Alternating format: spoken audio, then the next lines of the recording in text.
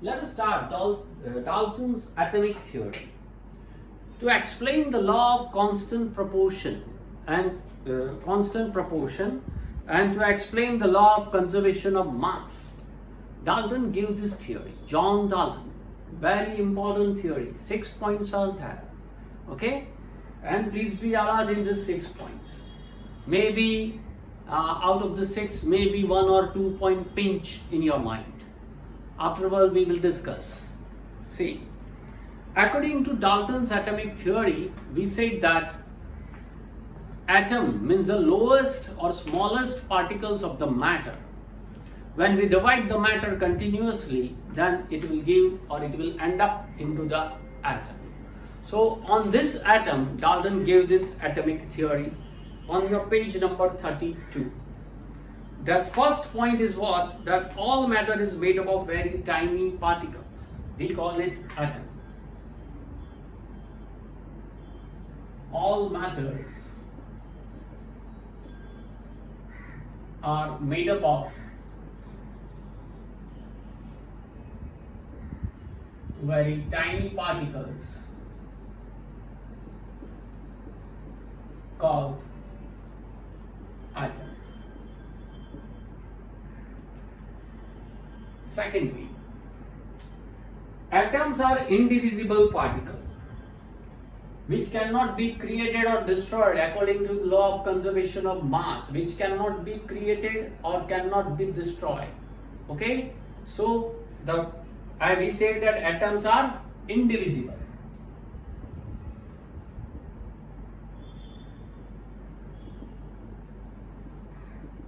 Indivisible. Third point, atoms of given elements are identical in mass as well as in chemical properties. So atoms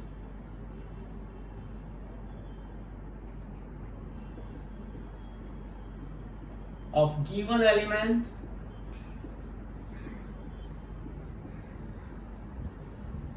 are identical. They are same, okay, in mass and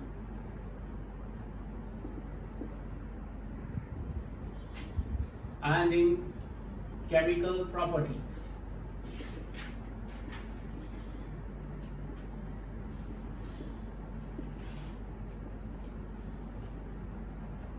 Atoms of given elements are identical in mass, means their masses are same if the elements are same. Suppose water, then H, hydrogen and oxygen, their masses are equal, their chemical properties are also equal. Now number 4, atoms of different elements have different mass and different chemical properties. Opposite to third one, atoms of different elements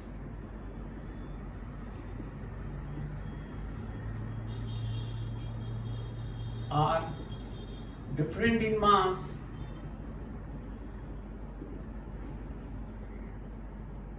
and different in chemical properties.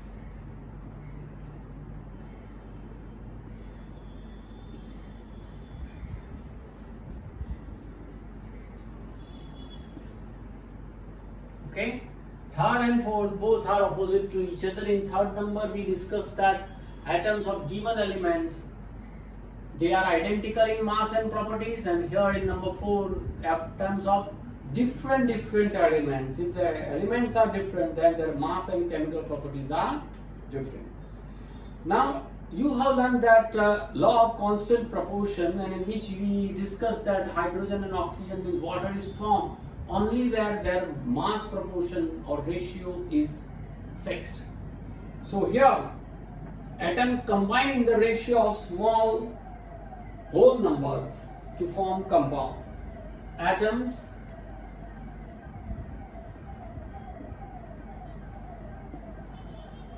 combine in the ratio of small whole numbers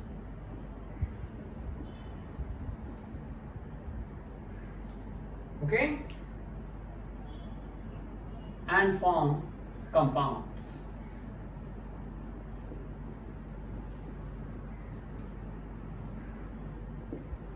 if atom combine in this whole number ratio, then it form compounds. Compound is formed because of this combination of atoms in the ratio of their whole numbers.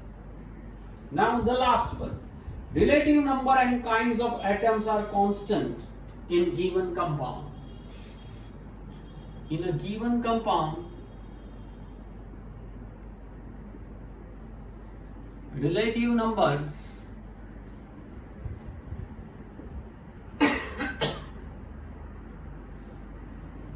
and types of atom, numbers and kinds of atoms are in constant proportion.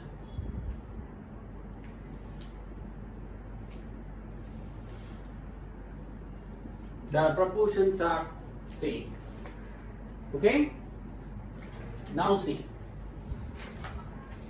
Before starting this Dalton's atomic theory, I said that 6 points are there, and out of the 6 points, 1 or 2 points will pinch in your mind that whether it is correct or not.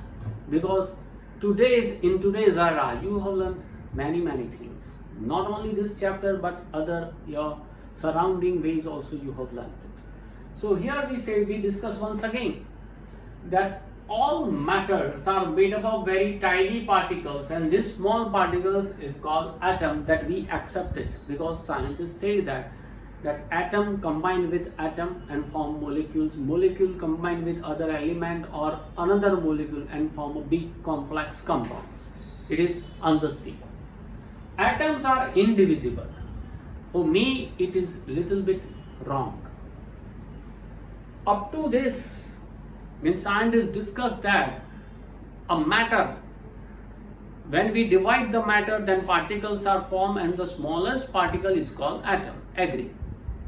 But if you say that atoms are indivisible, means further we cannot divide this parmanu, we cannot divide this smallest particle, we cannot divide the atom. This is totally wrong. Because nowadays, you know that atom is made up of nucleus and proton, neutron and electron. Means if you divide the atom, then you can get this nucleus. In the nucleus, proton and neutron are there, and surrounding the nucleus, electrons revolves. You have learned it.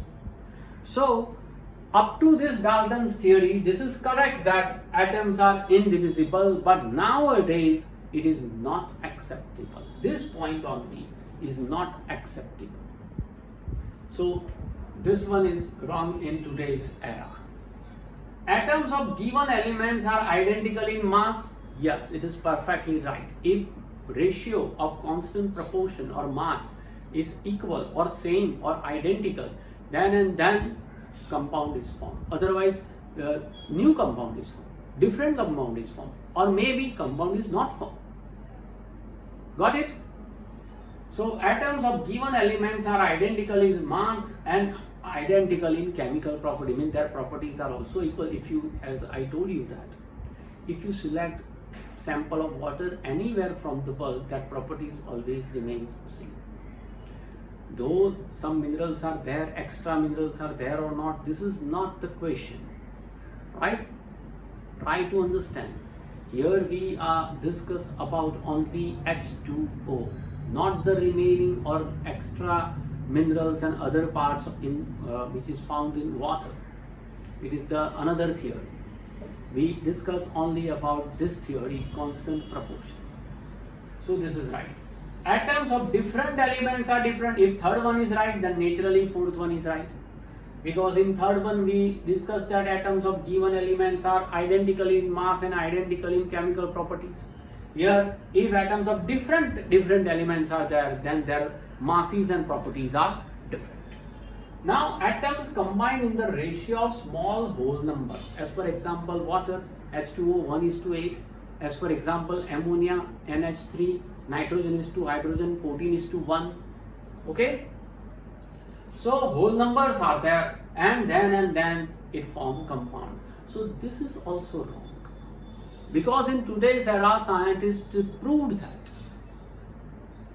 scientists prove that what every time it is not necessary that numbers are whole, means integer, complete integer. No, chlorine, its atomic mass is 35.5, right?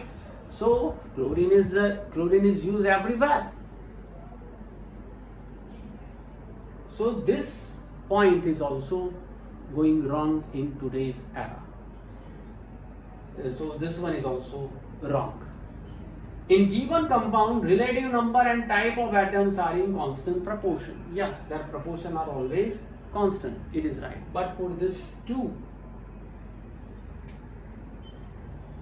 in today's era, it is wrong. But in Dalton's theory, you have to write all the 6. It's a 3-mark question. Only 6 points. Very easy. Okay. Now after this. Now on page number 33, see, what is an atom?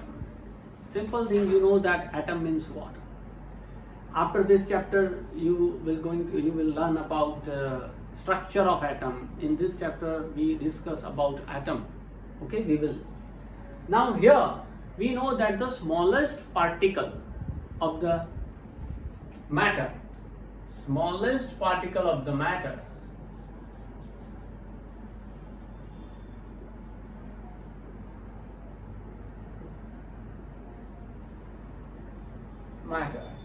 is called an atom. What is an atom? This is the definition. Now, what is the size of atom? So, size of different atoms are different. There is no fixed size. Hydrogen is the smallest one. Afterward, hydrogen, and then helium and lithium and many more elements are there. Their sizes are different. Okay, their radii are also different. But it is fixed that it is invisible. We cannot see. You cannot see even with a microscope. You cannot see even with electron microscope. Okay, for this you need a special type of microscope which is known as AFM, atomic force microscope. Sometimes it can be seen by STM, scanning tunneling microscope. Not in your course, don't worry about it. But for your knowledge, I could say that with the help of AFM and STM, it can be seen. So scientists say that the size of this atom, it can be measured in nanometer scale. Nanometer scale, that is 1 meter, that is equals to 10⁹ nanometer. Or in another language, you can say that 1 nanometer is 10⁻⁹ meter, or 1 upon 10⁹ meter. 10⁹, that is called 100 crore. Right? So 1 meter and its 100 crore division in equal parts. 100 crore equal parts. Then it is called 1 nanometer. It is invisible. Okay? So size of atom. Here examples are given that atom of hydrogen 10⁻⁻10 meter, molecule of water 10⁻⁹ meter, molecule of hemoglobin 10⁻⁸ meter, a grain of sand 10⁻⁴ meter, and 10⁻², and watermelon 10⁻⁻1 meter. Okay? No, don't worry, you have not to learn this. Now, second point is that what are the modern day symbol of atom of different element? Dalton was again the first scientist to give the symbol of the element. Here, figure number 3.3 shows the symbol. See this? You have not to learn it, but see, it is funny that it shows hydrogen. You know that? Okay? This is carbon. Shaded region is there.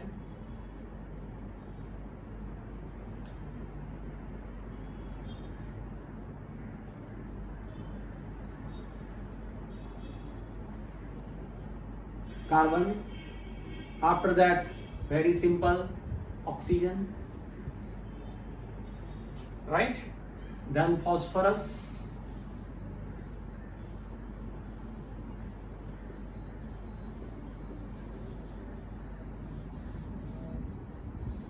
try to learn this particular spelling and etc. Copper,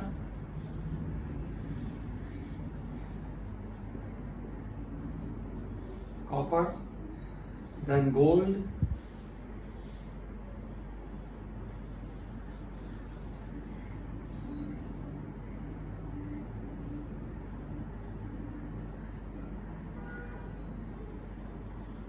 like this,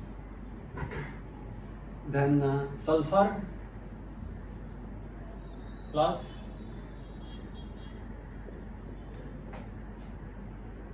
then lead,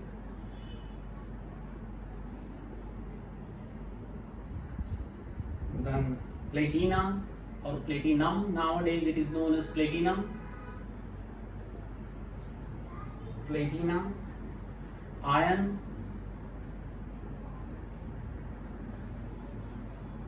then silver, and then mercury.